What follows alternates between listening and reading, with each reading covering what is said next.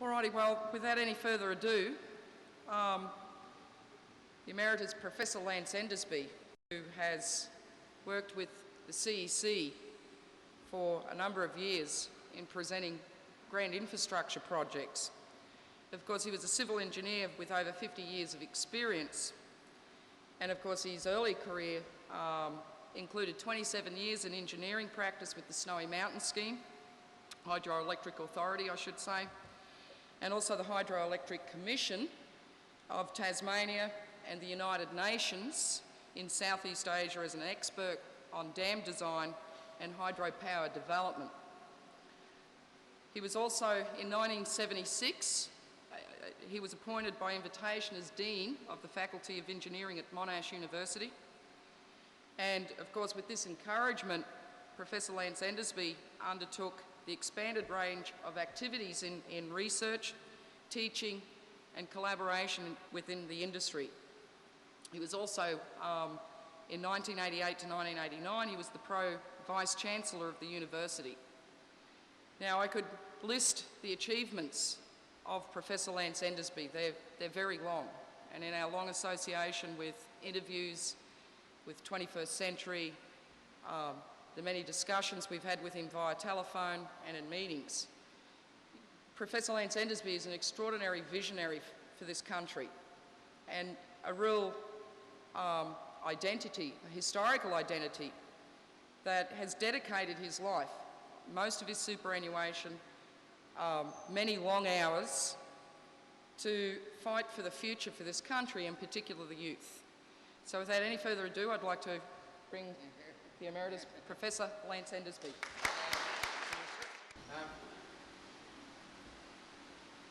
It's a great pleasure to be here with you.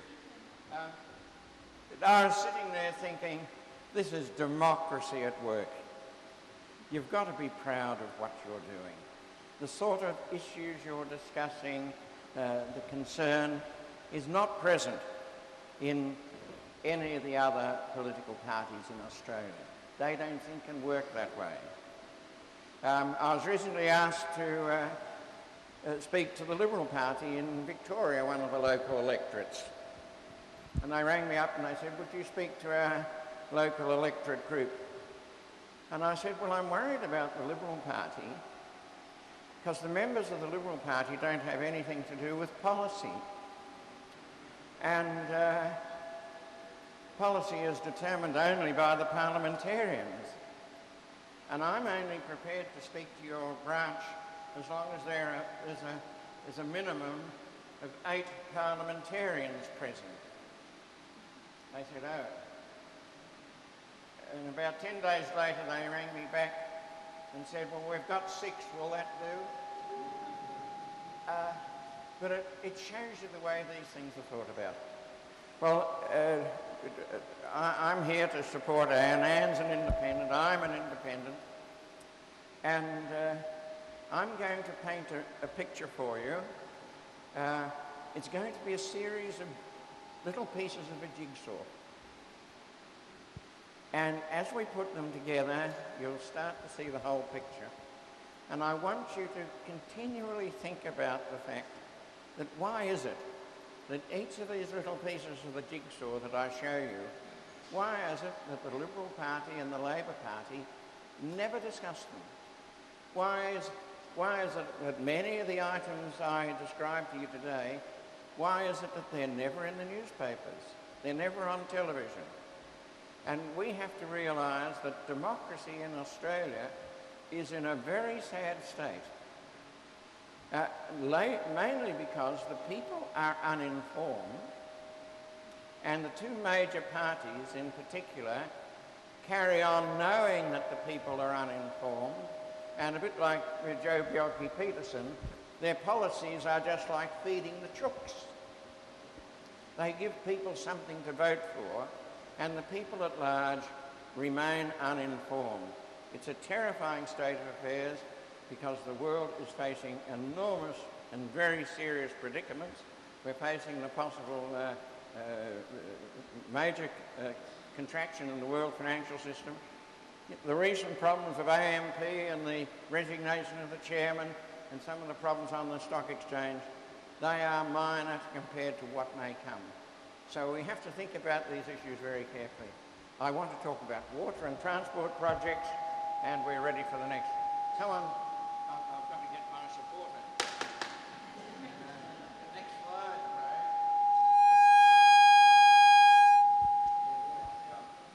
Now, I want to talk about water and transport projects for Australian national development.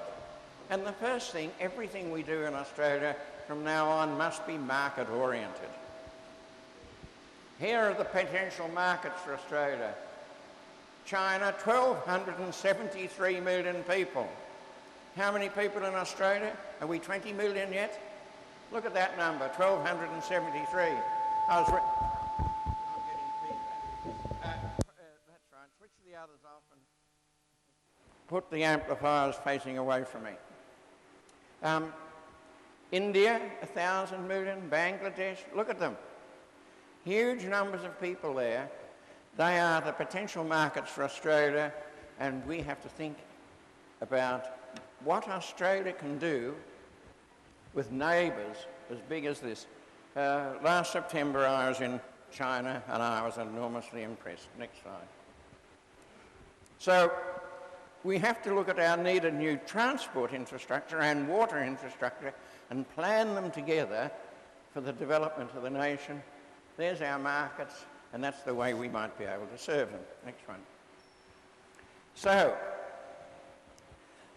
I'm going to start by trying to describe the problems.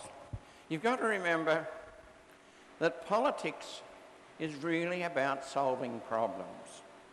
You've got to state the problems clearly at the beginning, and your policies follow from what you want to do.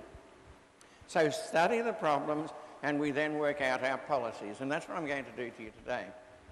We have a growing world population. You'll see that in a minute. There's a global water deficit. How many people here know that there's a global water deficit? You're going to be amazed. Good on you. You're going to be amazed at this global water deficit. I'm being rewired for sound. The world's wells are drying up. Over 1 billion people will require new sources of water and food within 10 years. Let's talk about that. There's a financial crisis in the rich countries, especially America and Australia. There's been a huge growth in indebtedness. There's been the madness of the concept of the post-industrial society. Now, it's right, we were talking earlier on about the way in Victoria and New South Wales the government volume down. Governments closed down technical schools. Post-industrial society, we're going to train everybody for the service sector. We wouldn't have to make anything anymore. There's been the rejection of manufacturing. There's been the sale of government infrastructure to fund increased services. There's been underinvestment in infrastructure, and there's been a surge in economic development in many poorer countries. And so we have this situation where the poorer countries are striving to be wealthier, and the rich countries are pretending to be rich by printing money and selling assets. There's an enormous difference. Next slide. Now, we're going to spend a minute or two on looking at this, and I want this to be indelibly fixed in your minds. The world population is growing at the rate of 1 Australia every 3 months. Does that worry you? Right, it should. Population in Asia is growing at the rate of 1 Australia every 6 months. So from New Year's Day till the end of March, the world has increased in population by the population of all of Australia. And it will do the same in the next 3 months after that. Now we have to think about how we're going to plan and develop and protect and sustain Australia in these circumstances. Neither of the major parties talk about it. The vast global water deficit. The world's groundwater wells are drying up. Now what has happened is that people in these countries like India and China and right throughout the Middle East and North Africa, they've drilled wells, and before that the wells were hand dug. And the farmers sometimes would be wound down on a bucket on wheels, and they'd go to the bottom of the well and they'd put a few shovelfuls of dirt in the bucket and they'd come back up with the bucket. Now I was recently in Spain and Morocco, and they were telling me that because of this global water deficit and the problems of water, these farmers and peasants are being wound down on their windlass to the bottom of the well, could be 75, 100 metres down. Without air, they hope the bucket and themselves have got enough breath in their lungs to be able to take a few shovels out the bottom and up they come. They've had farmers dying of suffocation at the bottom of the wells. They're just trying to deepen the wells because the water is disappearing. Very serious stuff. The deficit is invisible, unrecognised and unreported in the newspaper. The world is consuming water which belongs to future generations, and the deficit is leading to food deficits and driving hundreds of millions of people off their land. And I saw this in Morocco. Next one. Now, you can see all the dry areas there. Many of those countries are Muslim countries. And this is one of the great problems facing the world. We're going to see a massive migration of Muslim people. That's a worry, isn't it? Next one. So let's look at what's happening in China, the North China Plain, up there. In 1996, the North China Plain had 3.6 million wells. In 1997, 99,000 wells were abandoned and 220,000 new wells were drilled. And the well drillers are chasing the water down as it falls 3 metres a year. So here in North China, the water is going down 3 metres a year, and they're drilling new wells and chasing the water down. As the water tables fall, springs dry up, streams cease to flow. In one province, they had 1,000 lakes and only 83 remain. This is in China.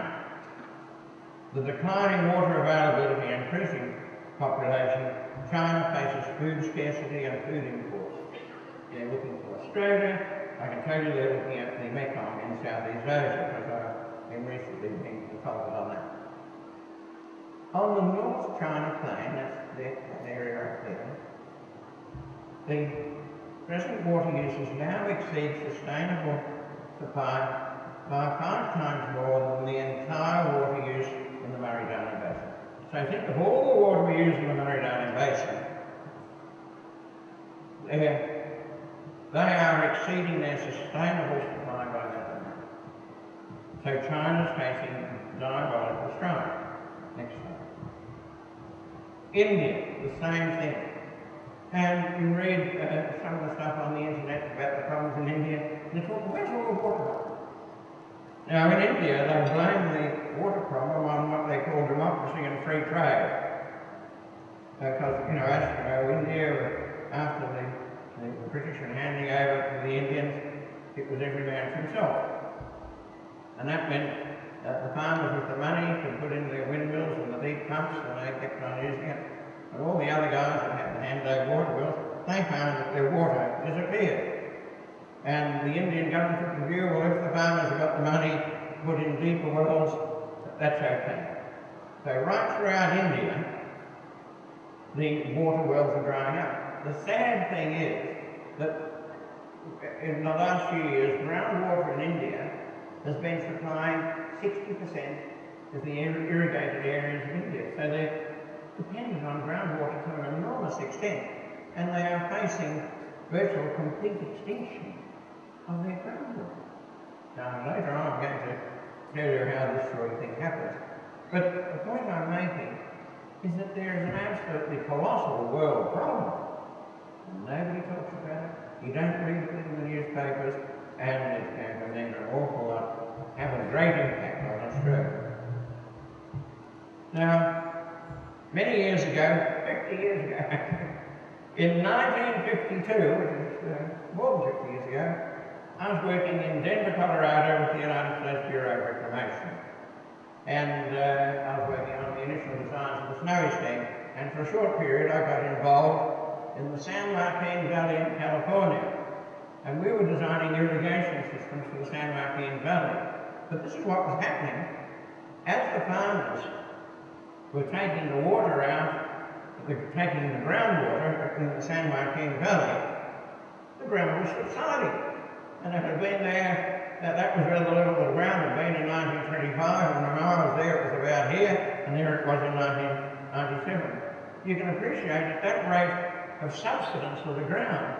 It was diabolical trying to design irrigation canals that didn't flow uphill or things like that. So one of my jobs at that time, I was designing irrigation canals for the San Joaquin Valley at this time.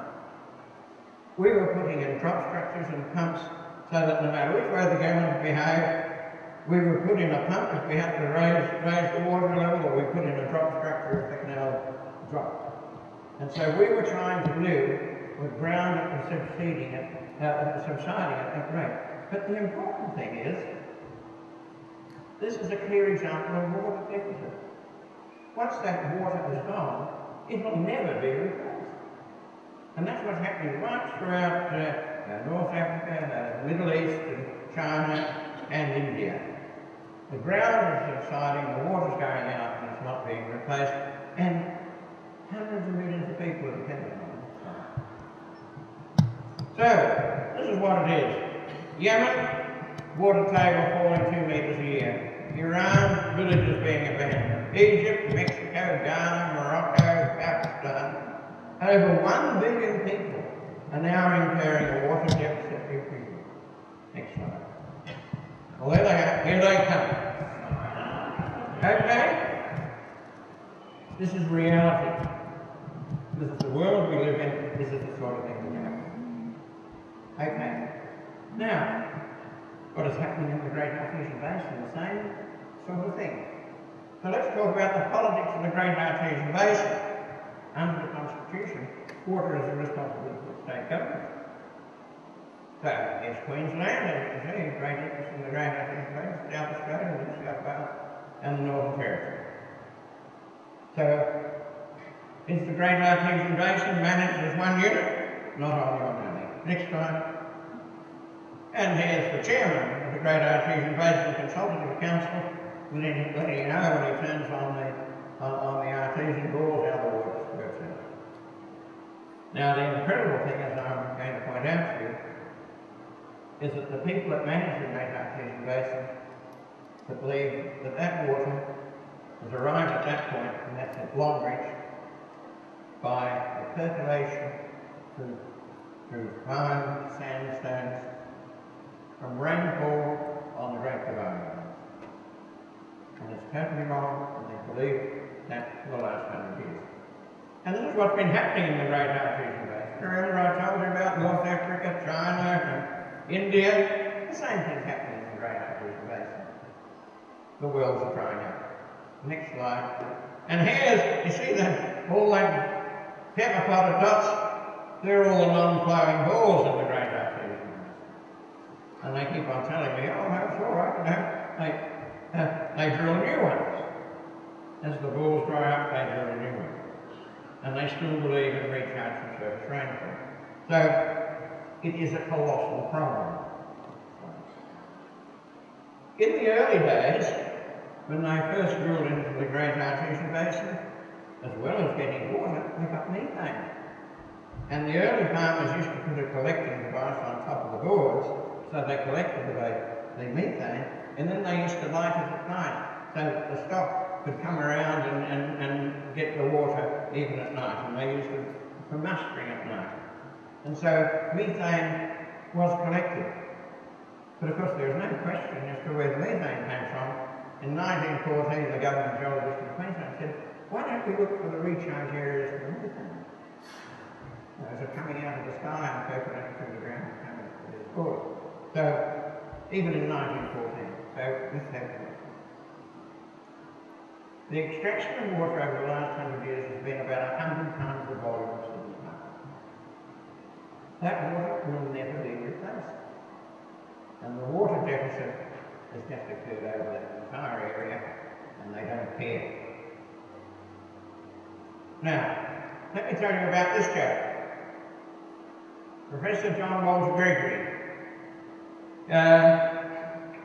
In the 1880s, he was a young student in Glasgow, and he wanted to be a geologist, and he managed to get a job in the British Museum. And they thought he was a smart kid, so the British Museum allowed him to go to the University of London. And he went to the University of London, and he got first-class honours in geology, and he was so good they kept him on at the university, and he took out a doctorate 2 years later. So he became a Doctor of Science in Geology right around about 1890. And he joined the British Museum. And he was able to go across to Wyoming and see the geology of Old Faithful and all the rest of it. Then he went down to have a look at the Rift Valley in Africa. He was the person that called it the Great Rift Valley. And he looked at the lakes in the Great Rift Valley and the volcanoes. And he worked out that this was an area where the crust of the earth was spreading apart, and that all the lakes and the geysers you were seeing, they were all water which was just coming out of the ground, and there had never been surface water. This was original water dating from the original constitution of the earth. And this is man is famous. In 1893 or there's a book of his still in print, printed in about 1895. Anyway, he did a few other things. He crossed Pittsburgh. And then Melbourne University ran out of professors of geology, and they had invited applications for a professor of geology. And in those days, they assumed that all the applicants would be from England. And so they had a selection committee in England. They only interviewed one candidate, that was this guy. And in 1899, he was appointed Professor of Geology at the University of Melbourne. In his subsequent year, next slide, Craig, he took some of his students into Central Australia. In the summer of 1901-2, he led an expedition into Central Australia. And this is one of the photographs of his baggage, of his camel train. And of course there was great interest in Melbourne at the time, and there are cartoons in the bulletin of this Scot who spoke raw Scottish on his kilt sitting on a camel. And so he went up to Western Australia to look at the flowing gorge. And 100 years ago he said the rocks and the deeper layers of the earth's crust contain water. And then he said the quartz in granite, and you've all seen quartz in granite. How many people have seen milky quartz? White quartz. Okay. What's the cause of the whiteness? Microscopic globules of water. The cause of the whiteness in the quartz is microscopic globules of water. He knew that. And then he said the vast steam cloud that hangs over all active volcanoes is due to the escape of steam from the interior of the earth. Not from water that's ever been rainfall, original water that was included in the earth when the earth was originally formed billions of years ago. So he knew that. Excellent. And so Gregory says, I therefore emphatically reaffirm that these worlds are not maintained by the existing inflow of rainwater. He's the only person in Australia saying that at the time. He just couldn't believe. Oh, all water must come from rainwater. They couldn't believe these worlds of the Great Artesian Basin were from water, which was part of the original constitution of the earth. And he regarded these facts, the chemical composition, especially the hydrogen sulfide, combustible gases, the temperatures, and the occurrence of high water pressures in the form of volcanic. Right. And so he noted, he knew, and he can go there today. We're at Moree. How many people had a thermal bath at Moree? There we are, you know what we're talking about, don't you? And that thermal water is water that was never rainfall. That is the original water which was part of the constitution of the earth. And so next time, and a major product of volcanoes is steam. Now the interesting thing is that Gregory was saying this 100 years ago, the Queensland government just couldn't believe it. And the Queensland government and the New South Wales government said, this water must have come from rainfall. But even so, you drive around, how many have been up to the Glasshouse Mountains? Right on the edge of the Great Artesian Basin, next time. And here's the Great Artesian Basin, and here's all the lava fields in North Queensland, here the Glasshouse Mountains and what have you. Here we are. But we're down, look down in Newcastle here. Remember the bump you had recently? Okay, and more there and down here in Victoria. So there's a great volcanic province. And I want to show you also, offshore, there's a line of volcanic mountains under the sea in a deep rift valley next time. And here they are. Offshore, here's Newcastle here. You can see why Newcastle had a bump. Here's the strata of the Great Artesian Basin. And so this is a cross-section through the earth from Lake Eyre to Lord Howe Island over here. You can see the way Lord Howe Island is through a poacher. Remember the British destroyer, a cruise the other day that ran into a bit of a bump? It was one of those, okay? It was totally unexpected, they ripped the water out of the ship.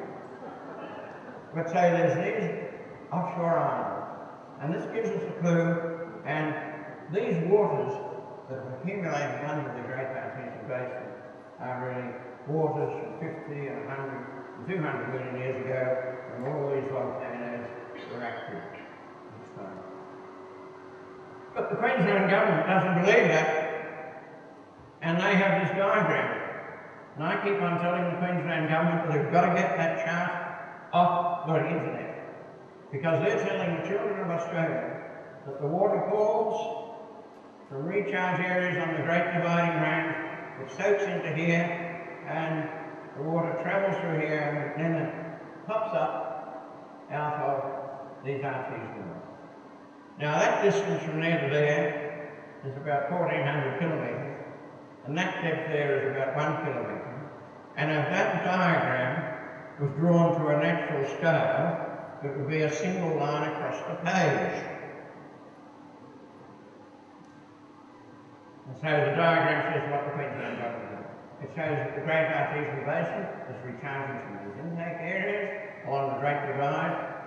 I say it's absolute nonsense. There is no such thing. The diagram is ridiculous and it's physically impossible. The scale is misleading. If this diagram was drawn to a natural scale, it would be a single line across the page. And so Queensland and New South Wales are hanging on to the idea that the Great Artesian Basin is recharged from natural rainfall. The world's wells and the entire people involved in groundwater around the world have all got it wrong, including our lot. And so here's a map of the Great Artesian Basin from once again from Queensland, and they show these arrows showing movement of water. And then they say, but it's only moving at the rate of 1 metre a year. If it's only moving at the rate of 1 metre a year, how do they know it's going like that? And so that's from the website that shows it is recharging. Now, the incredible thing, as a result of my activities, and the Queensland government is so incensed at me telling them they have to get these diagrams off the internet because they're misleading all the children of Australia and everybody else. The Queensland government, you see this red area here, that's where they say the water is entering the Great Artesian Basin. The Queensland government in the year 2000 introduced legislation to not only they proclaimed the intake areas, and in so doing they proclaimed the ownership of the waters of the Great Artesian Basin because it comes from rainfall that falls in Queensland. But let's go across to South Australia, they're just as bad. Here we are this is according to the Western Mining Corporation. You know Roxby Downs? Right over on the Olympic Dam, right over in South Australia. The distance from Queensland is about 1,400 kilometres.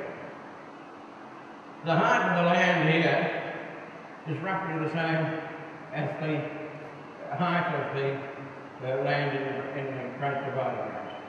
So here's this water, but this is what Western Mining say.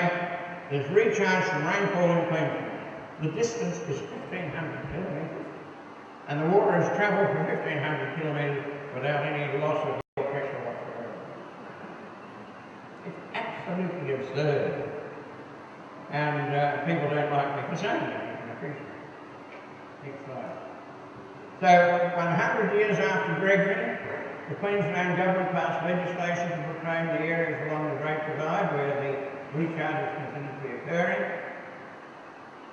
I just say this, and the Queenslanders hate the family. The water was told where it had to go by legislation. Legislation was introduced without any notice to the affected landowners.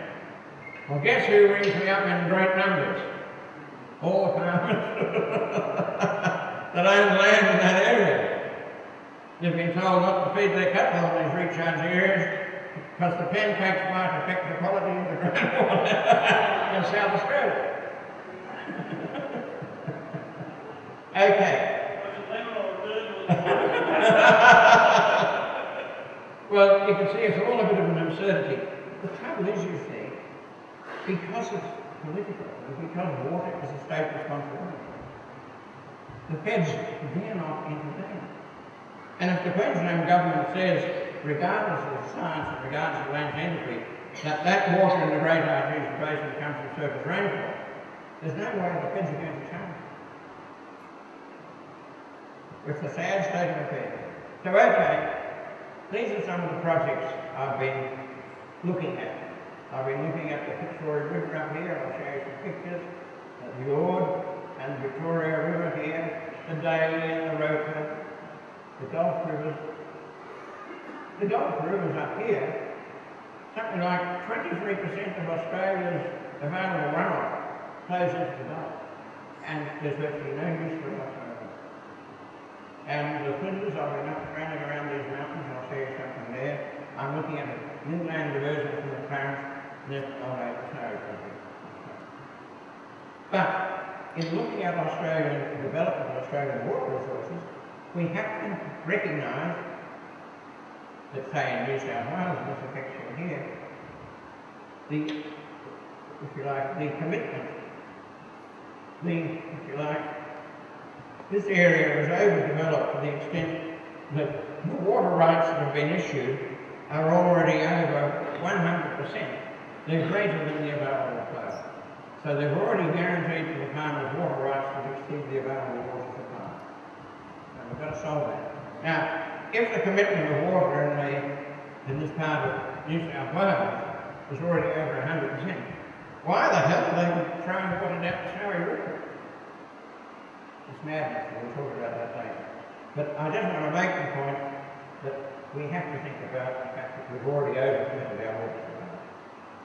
So, if we're going to put in these, if we're going to lift our game, it has to be market oriented. It has to be related to the markets.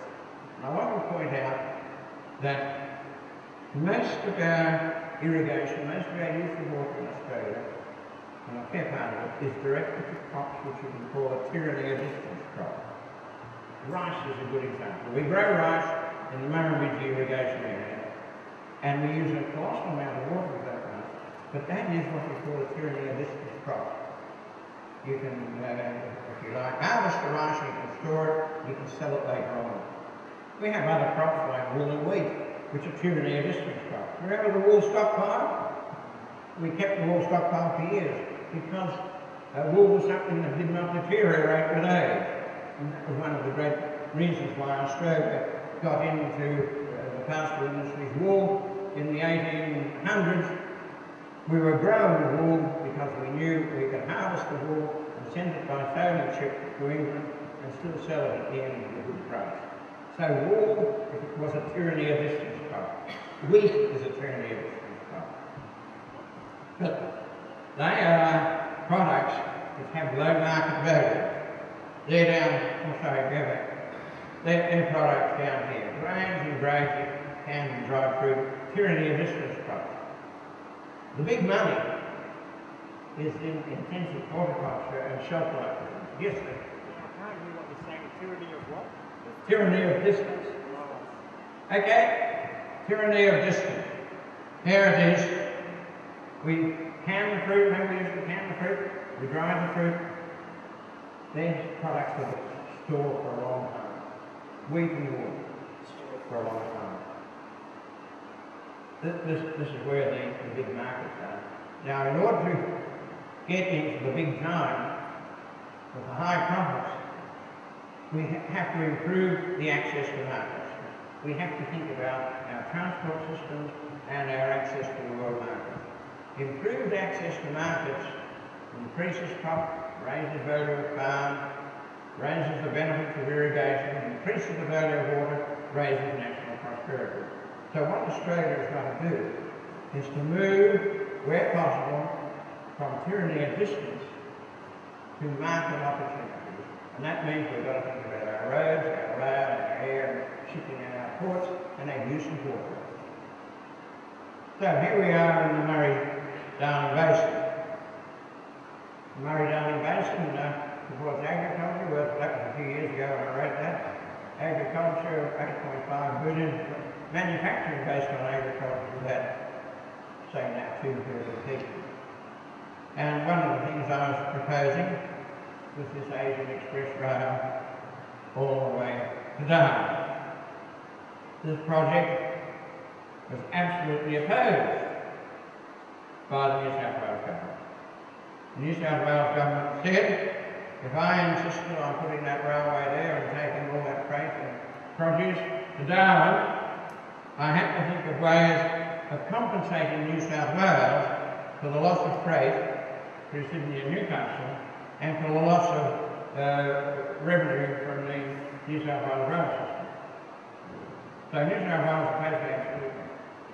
Queensland said the same thing. And when I made a submission to the Grand Inquiry into the Port of Darwin, the New South Wales government and the Queensland government said, don't follow the Endersbee proposal, subsidise Alice to Darwin, the Alice to Darwin railway, because there's no way Queensland or New South Wales wanted any inland rail connection going up to Darwin. Queensland was saying all Queensland freight has to go out by Queensland ports. And the Queensland government also said to me that if I insisted with this project it had to be 3 foot 6 gauge. So I've been looking at other ways.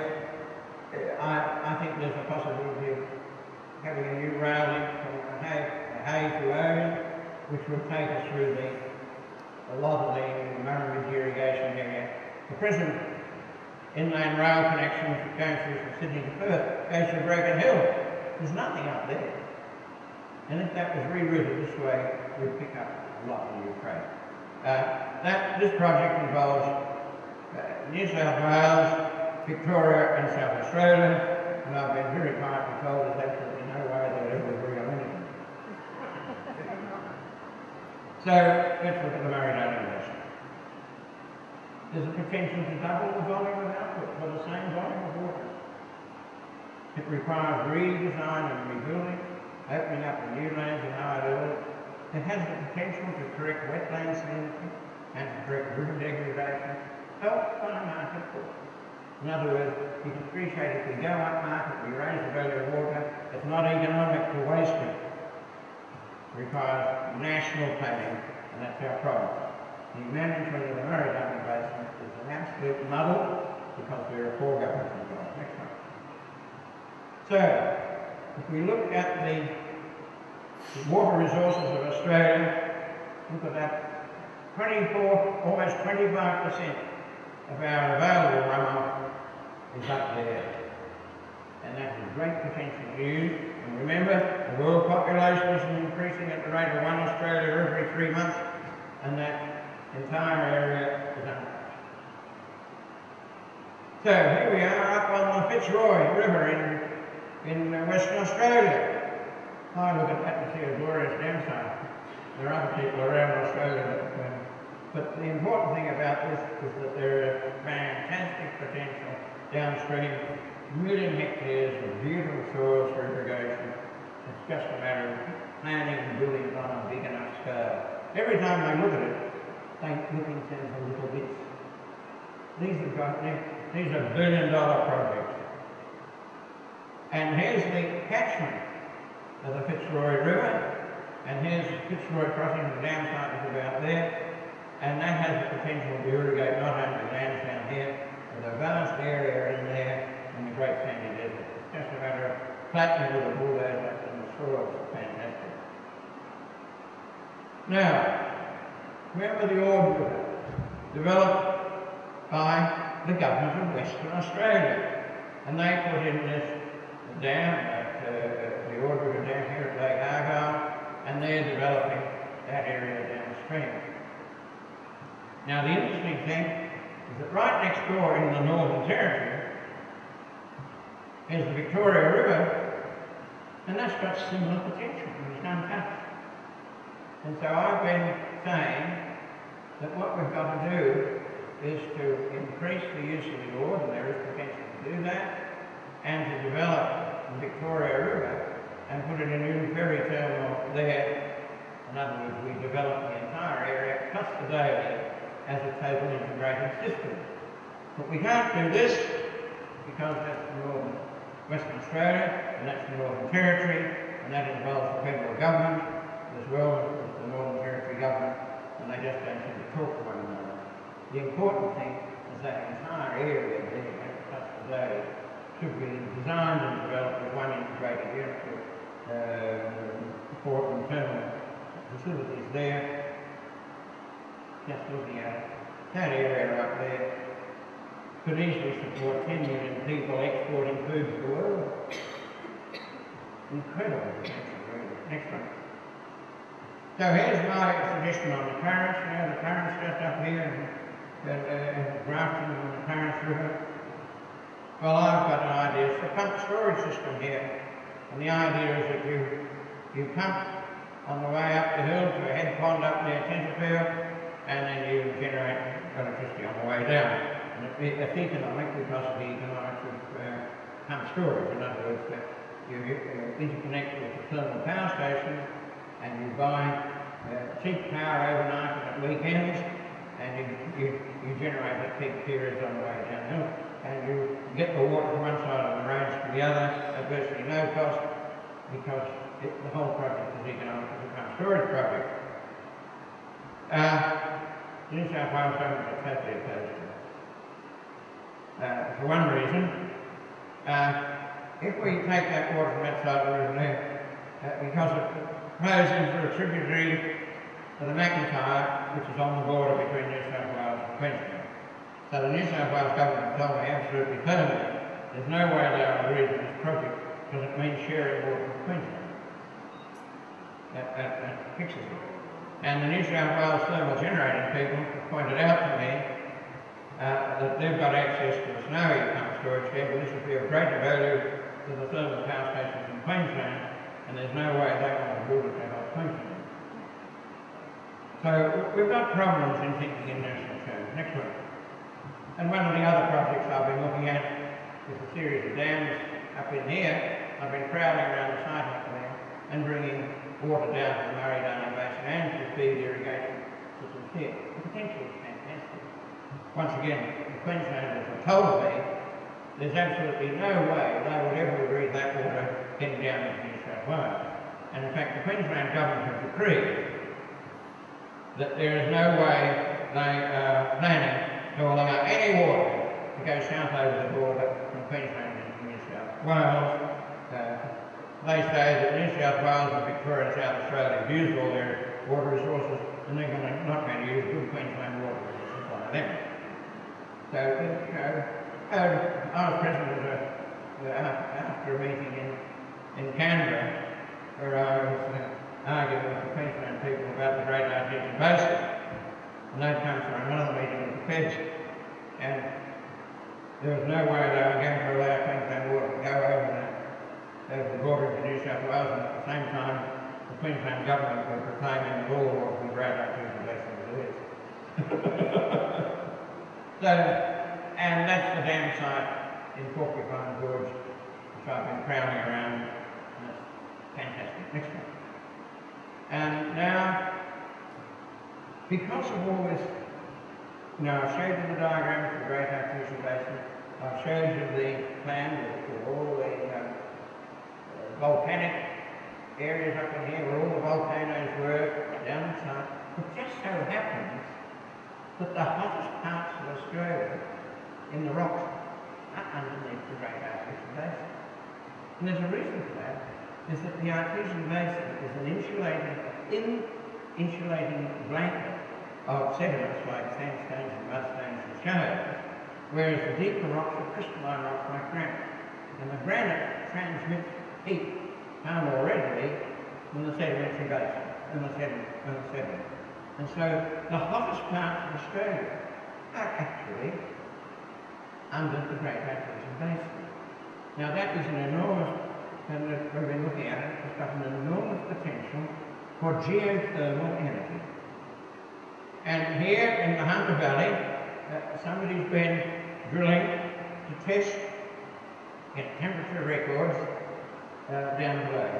I don't want to go into it today, but I think the geothermal energy under the Great Artesian Basin will probably be Australia's next major source of, if you like, thermal power. Sustainable thermal power. Sustainable energy from the hot rocks under the Great Artesian Basin, and they could gradually put out of business most of our thermal power stations in Australia. Now the point about thermal power, as we think from the snowy, as I'll mention later, thermal power stations only last about 35 or 40 years. So, as of today, we can say within 40 years, all of the thermal power stations in Australia will be out of action and outmoded. They will have been superseded because they've been burnt out. You imagine in a thermal power station, you're burning all this coal and the boilers fall apart and all the rest of it. They have to be totally reconstructed. So every 30 years, you haven't had 35 or 40 years, you have to rebuild and reconstruct those thermal power stations. The price is going up because these days you have to clean all the sulphur and all the other stuff that are coming out. And so the price of thermal power from coal-fired stations is gradually getting dearer and dearer around the world. This has tremendous potential to provide sustainable energy, pollution-free, and it has an enormous potential for Australia. Next one.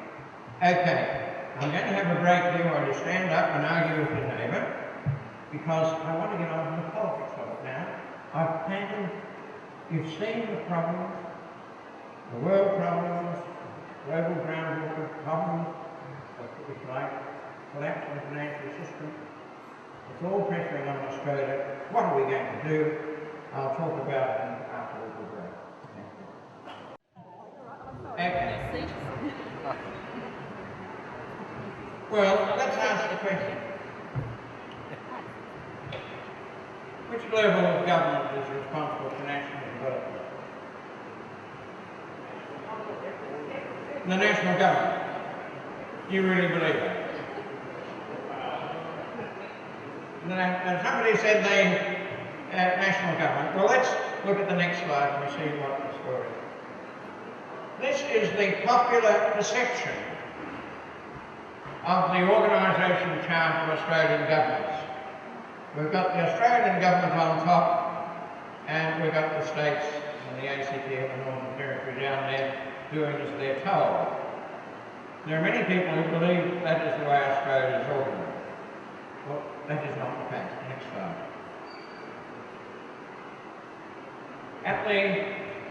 Over 100 years ago, these places like New South Wales, Victoria, Queensland were virtually sovereign nations. In Victoria, We had our own navy, that's sunk at Blackrock, and we had an army. In all the states in Australia, they had their own postage stamps. As a child, I used to collect postage stamps for various states of Australia. They collected their own revenue. Up until the Second World War, people in Australia used to fill in 2 taxation forms, one for the state government and one for the federal government. And so, up until the Second World War, the states, if you like, continued to be in charge of their own revenues, expenditures and everything else. And they competed with one another in Australia and in world markets. The state governments were sovereign. And at the time of the Constitution, over 100 years ago, Australia, well, before the Constitution, Australia did not exist as such.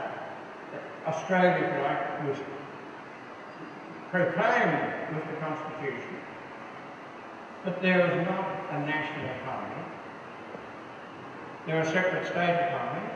The states had their own ports and rail systems, and they didn't worry about the fact that the rail systems were different gauges.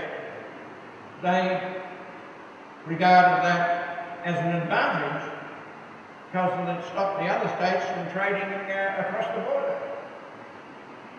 So the idea of separate rail gauges was regarded as a good thing.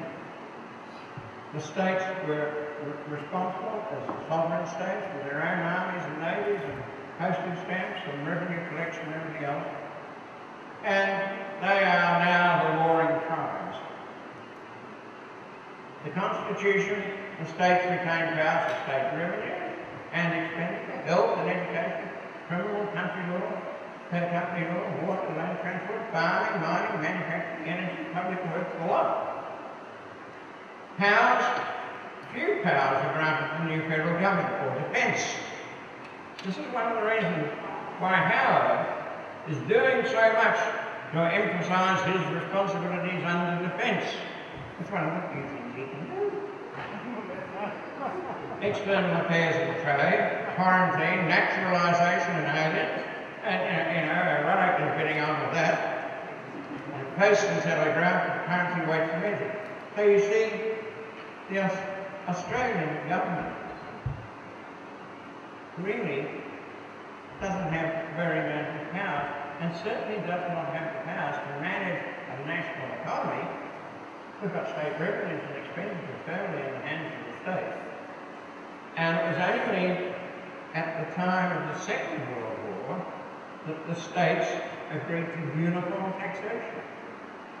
And so at the time of the Second World War, it was agreed that all states in Australia were taxed in a uniform way, and those powers were then granted to the federal government. But the money then had to go back to the states.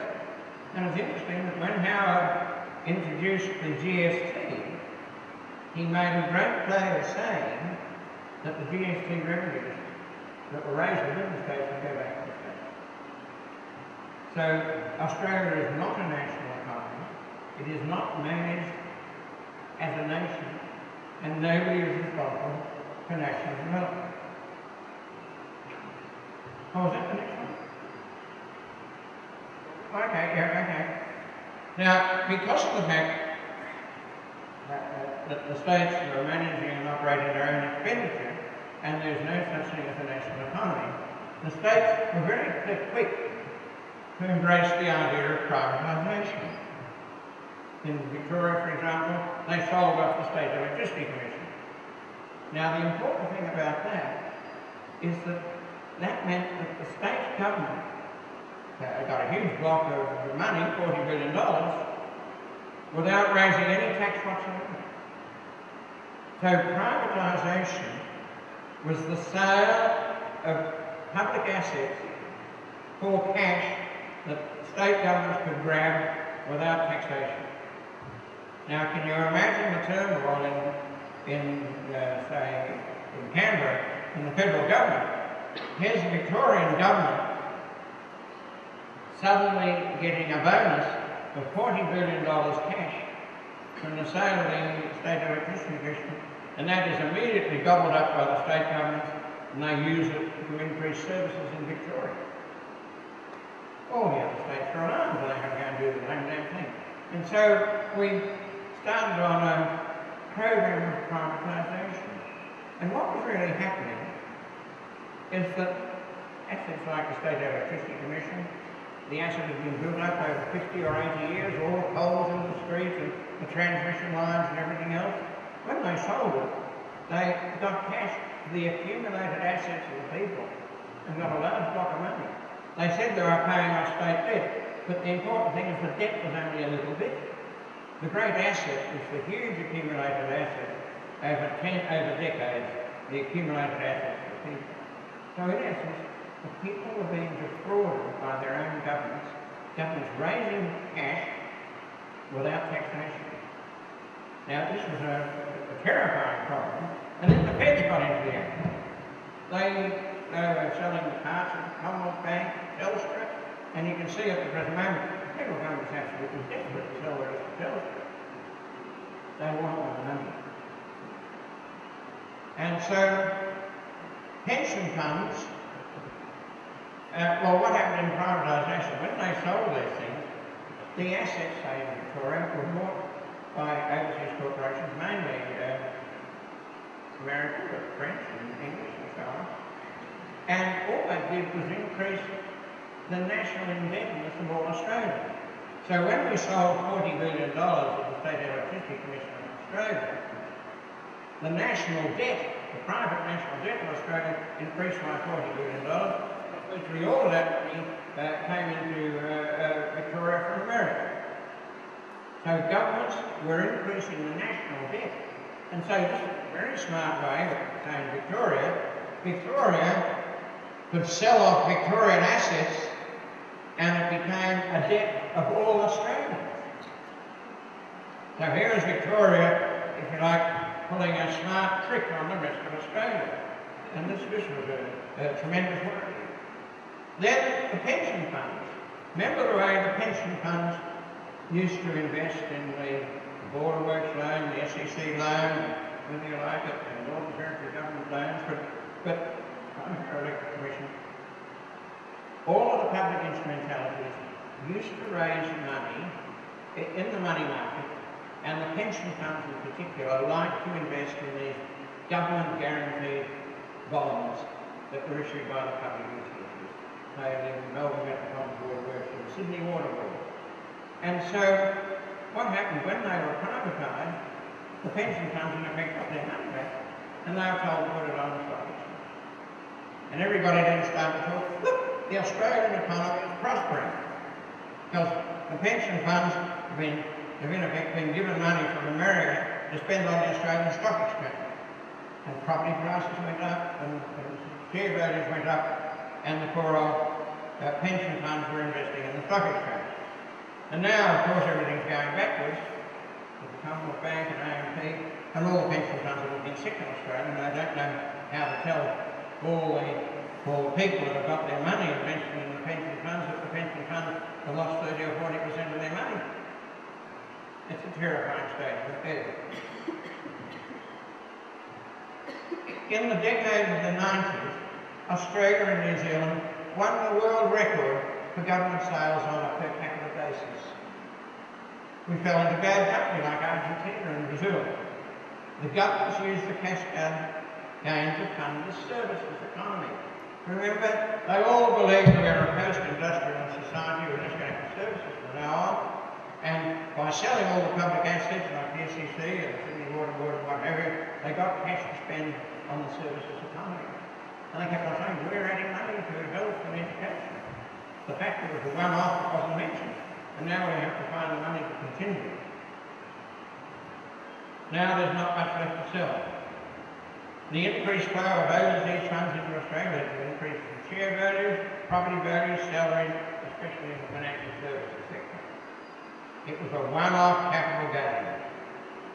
And in the end, the people were defrauded by their own governments, and we are now going to have to pay the price because we've been living off the fat of previous generations.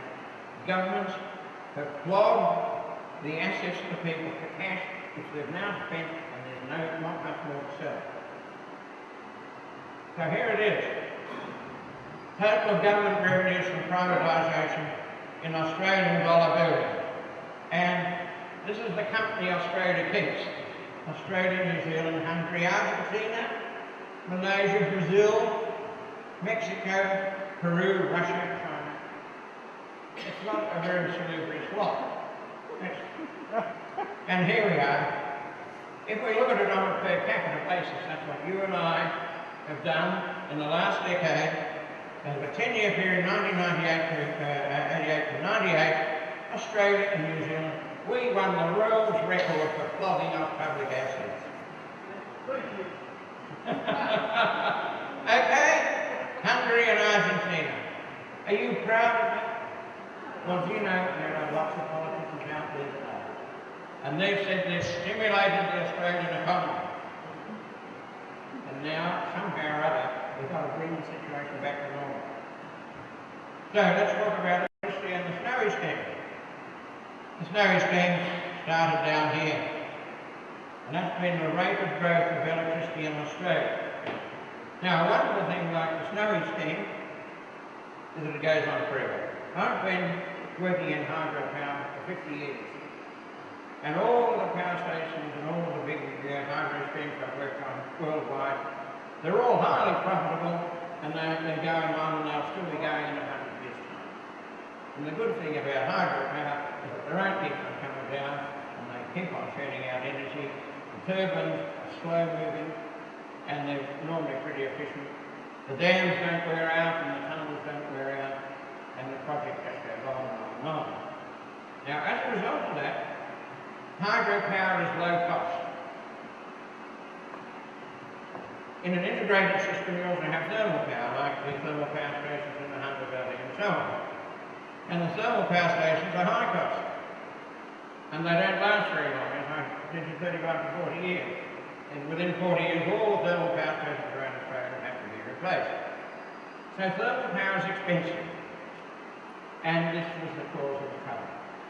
Here was low-cost Snowy hydro, started in 1950, already largely bought and paid for up there, and now the Victorian government has sold off the State Electricity Commission, sold off the generating plant, and in trying to sell the generating plant, the Victorian government in effect subsidised power charges, particularly for the Portland smelter. So the Victorian government entered into a 15-year contract to provide low thermal power costs in Victoria, especially to the Portland smelter. Well, along comes the snow with all this low-cost energy. And the Victorian government hits the roof, because low-cost power from the Snowy was causing the Victorian government to pay more in subsidies to subsidise the Portland smelter. And the same sort of thing was worrying New South Wales thermal power station. So the treasuries of Victoria and New South Wales got together, and they decided they were going to introduce an environmental inquiry into the Snowy scheme. So you have two state treasurers, and I told you about the warring tribes, and this one they collaborated. The two state treasurers initiated an environmental inquiry. Not the environment ministers, the state treasurer. And an environment inquiry was conducted in New South Wales. Absolutely scandalous. And of course, all of the evidence was orchestrated, and the various environmental groups were virtually paid to come along and do everything. And the net result was that they agreed they were going to throw some water down the Snowy River for environmental purposes. The fact that they were taking the water away from the farmers, and the fact that the Murray River wasn't flowing out its mouth and the Murray River was short of water, they worked out a reason why, even though they were running out of water in the Murray Basin, they were still going to throw it down the Snowy River for environmental purposes. The whole cause of it was the competition with thermal power in Victoria and the high prices that the private sector paid to buy the generating plant, which they then could not fund, and they are in diabolical strike, and the thermal power station the thermal generators in Victoria were saying to the Victorian government it could be economic for them just to shut up shop and walk away from it. And the Victorian government was anxious to reduce the competition from snowy hydro. So okay, that's what happened. Next slide. So they orchestrated the environmentalists. Now the snowy scheme was started in 1949, completed in 1945. It was the only national public infrastructure project in the history of the nation. It was in 1949, the federal minister who was looking at it, Nelson Lemon, went along to Chifley and said, look, we're having a great deal of strife in getting the states to agree to the construction of the Snowy Mountain scheme. The states were totally opposed to the construction of the Snowy Mountain scheme. And Nelson Lemon said to Chifley, I think we should do it ourselves, under the Defence Act. And Chifley said, green, you know. And he said, well, Chifley said to Nelson Lemon, if you can get Dr. Everett, who was the Attorney General, if you can get Dr. Everett to agree to it, if we are challenged constitutionally in building the Snowy scheme, Dr. Everett, as Attorney General, will have to represent us in court. And if he's prepared to do it, I'm happy to go along with the Commonwealth Government building the Snowy scheme. Now, Nelson Lemon was a bit cute, and he'd already spoken about the Snowy scheme to the Minister for Resources and Energy or something, who was Dedman, National Reconstruction Minister by the name of John Dedman. And Nelson Lemon had found out that Dedman didn't like it. But also Nelson Lemon knew that Dr. Everett and Dedman were bitter enemies. And they both saw themselves as the next Prime Minister, and they would do anything possible in order to sabotage the outcome. So Nelson Lemon knew that Dedman and Everett were sworn enemies, and he had to get Everett's agreement to build the Snowy scheme. So he went along to see Everett and he said, I want to discuss with you the possibility of the federal government building the Snowy scheme under the Defence Act. And then he said to Dr. Everett, I've discussed it with Dedman and he says we can't do it. Oh, of course we can, said Everett. And off it went. So at the next meeting of the Premiers, they were all sitting there going through the agendas, and Chifley just went on, he said, and by the way, we've decided to build the Snowy scheme ourselves. And the Premiers were absolutely dumbfounded. It wasn't on the agenda or anything else. They just said, okay, and they all moved to the next item. So the Snowy scheme was authorised by the federal government being built under the Defence Act. When I then was joining at the end of 49, I was in 1950, I was in the Snowy, and a year or so later I was up at Spencer Creek and the Commissioner came by. And he said, get on with the job as fast as you can, young fellow, before they stop us. And I then began to realise what had happened. The states were trying desperately to stop the Snowy scheme. And the Commission knew, and we began to find out, if the states had tried to stop us in the High Court, the whole project would have been stopped, staying there. Just like that. And so Commissioner Bill Hudson, and I should point out, the Snowy Mountains Authority was one man, Sir William Hudson. The Snowy Mountains Authority was constituted in one person. It was one-man rule. What he said went, and there was never any criticism of one-man rule for the Snowy scheme. Never any at all.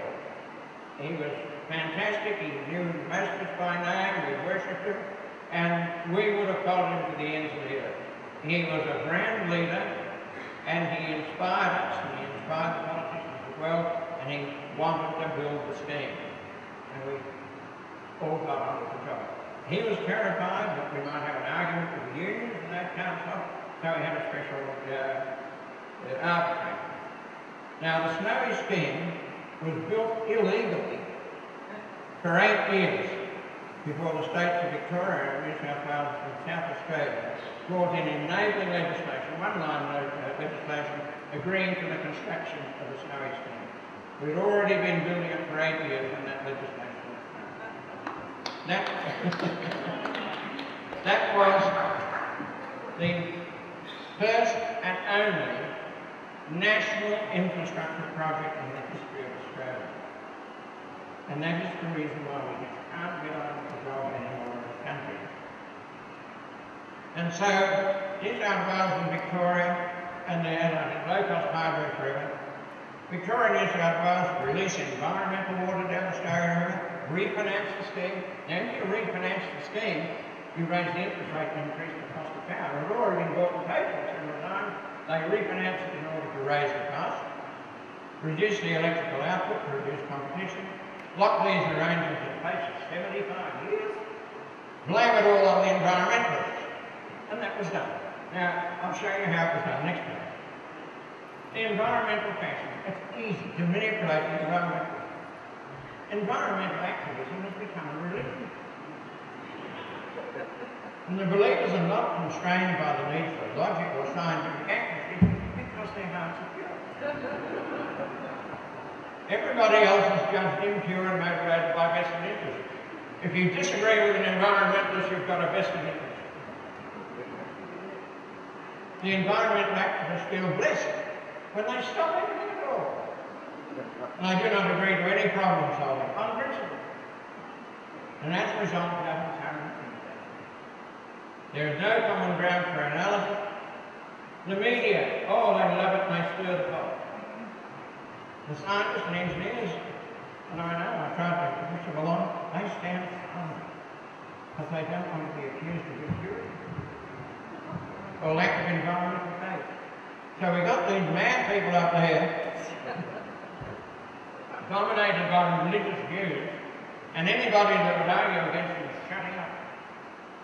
And one of the main reasons for that, they can never expect any favourable treatment in the media, so they don't say a word.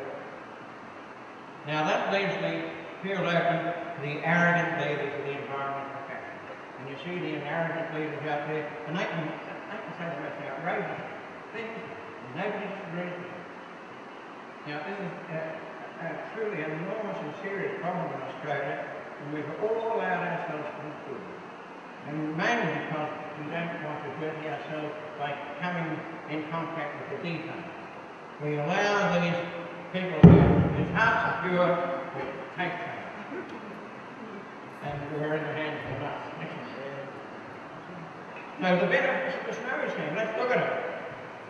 Low cost renewable energy. My evaluation is that the Snowy scheme, just the electricity alone, you could sell it. I'm not advocating this.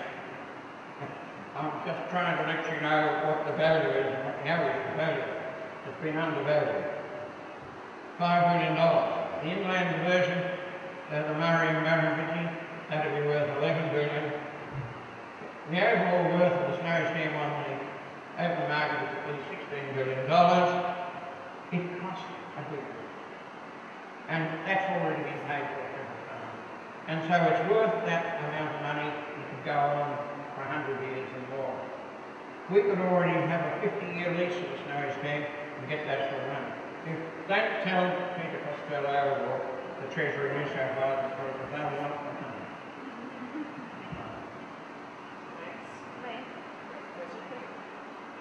Yes, sir. Those dollar values, are they all in today's dollars? Big man? Those dollar values, are they all in today's dollars? Yes. Yeah, they're all today. The dollar value is in today's money.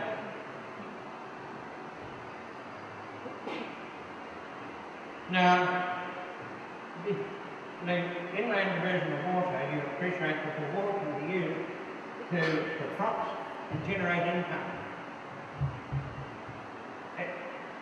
It adds $2,400 million to the national economy each year. Well now, we've got 10% or so, 15% of the water going down the Snowy River. It's 15% of that that we're losing.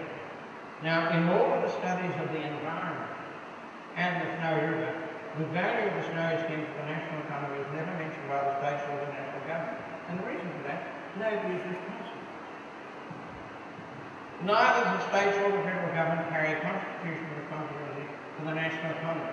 So the nation as a whole is shut itself in the foot by this madness in releasing the environmental flows down the Snowy River, and nobody cares about the impact on the national economy because nobody is responsible for the national economy. Now we've got to worry about this. So here's what I want to do. A series of national objectives which we've got to carry forward in your campaign. We want the economic and social development of the nation to defend the national interest in a competitive global economy. Stop the nonsense of states versus the nation. It's bleeding the country together. There are common national problems and national solutions are available. We've got to stop this business of the states fighting the federal government. In water, I want to create a new independent public authority for the Murray-Darling Basin and the Great Artesian Basin of its part of the total system. It's out of control at the moment. The management of the Great Artesian Basin and the Murray-Darling Basin is a total muddle. They're all arguing like mad and they have hot tempers. And the fact is, they've got no mechanism for putting any group over the whole thing and starting to sort out the problem. It's every state for themselves.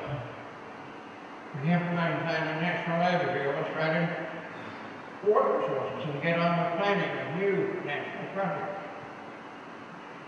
Road transport. You notice the way when you travel along the interstate road, they always get rough near the border? We've got a plan, fund and build a national road system.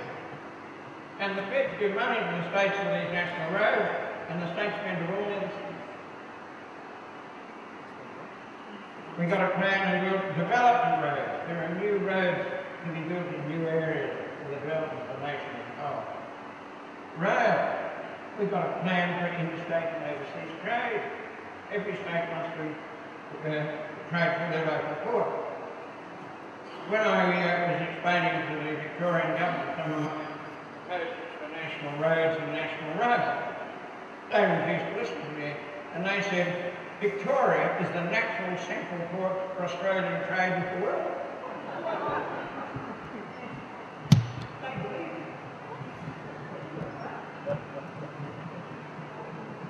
National Construction Authority. I want to create a national construction to be responsible for overall planning and management of national infrastructure. It only requires a small thing. The important thing is that you have to agree that you want that to be done and you're prepared to invest in a small team of people to think about it. At the present moment, they are prohibited from thinking of the national interest. What a total mad thing it is, where there is no group of people in Australia who have a licence to think about the national interest. It's not good enough. And we can have public utilities to do work. A national pioneer thing. What a wonderful thing it would be for young people. In the decade of the 50s, we were building new projects all around Australia. The population was growing and all the young people had jobs and they got enthused by this. And the works that were built at that time created opportunities for new industries all around the nation. All of that has ground to a halt. They're totally focused, they're cutting back on infrastructure, they don't believe in manufacturing, and they believe the future lies in the services sector and tourism now. You get the idea? How can we earn our living in the world? I was recently in China, and I've never seen more magnificent and heroic engineering going on in all my life. And they're really getting on with the job. One of the projects I looked at was this magnetic levitation train from Shanghai to the new Pudong airport out in Shanghai, 40 kilometres in length. And this is a magnetic levitation train. When the train just leaves the station, the magnets take over and the train lifts itself off the track. There are no wheels, nothing. The train is held in the air by magnetic propulsion, and it's dragged along the track by magnetic attraction. And this train travels at about 400 kilometres an hour, just floating a centimetre or so off the track. 400 kilometres an hour, not a wheel on the ground. Now the technology of that is German, and the Germans haven't been able to sell the idea in Europe, and the Chinese say, oh, we'll build it. But the interesting thing is that the Germans are utterly surprised, because the Chinese not only, built the track from Shanghai to Pudong Airport, they built it in about a couple of years, because they had these multiple starts. And they were all going like mad, it was all done for military operation. And then the Chinese turned around and were building the railway, you can't call it rolling stock because it doesn't roll, it's floating stock. The Chinese built that, and now the Chinese have got an agreement with the Germans that the Germans will try and sell their technology in other parts of the world, and the Chinese will manufacture all the trains for it. Fantastic stuff. And I'll just mention one other thing. We're out of Shanghai, we're going out to about 200 kilometres out on a freeway. We drive on a beautiful freeway, 4 lanes in each direction, signs in Chinese and English. Down the medium strip. The medium strip was about 5 or 7 kilometres wide, 4 rows of road. Kilometre after kilometre, must have been about 50 kilometres of beautiful roads of all in blue, past September.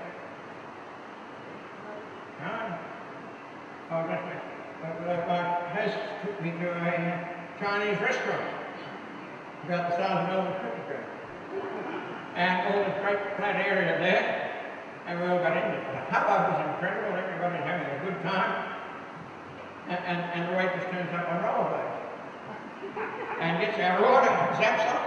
Within a couple of minutes she's back with our order. I can tell you, it's a new world. Anyway, I want to liven up things in Australia, National Park, National Civil Construction Corps, create pioneer teams.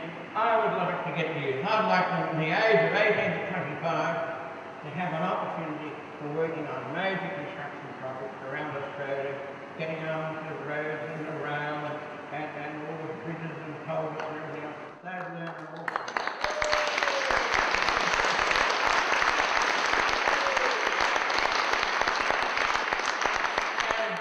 You've seen that map. And that's the sort of thing we can do if we really believe in ourselves. And my next slide. Who cares and who is responsible? I can tell you one person who cares is Anne Moore, and I think the CEC cares, and they want to make people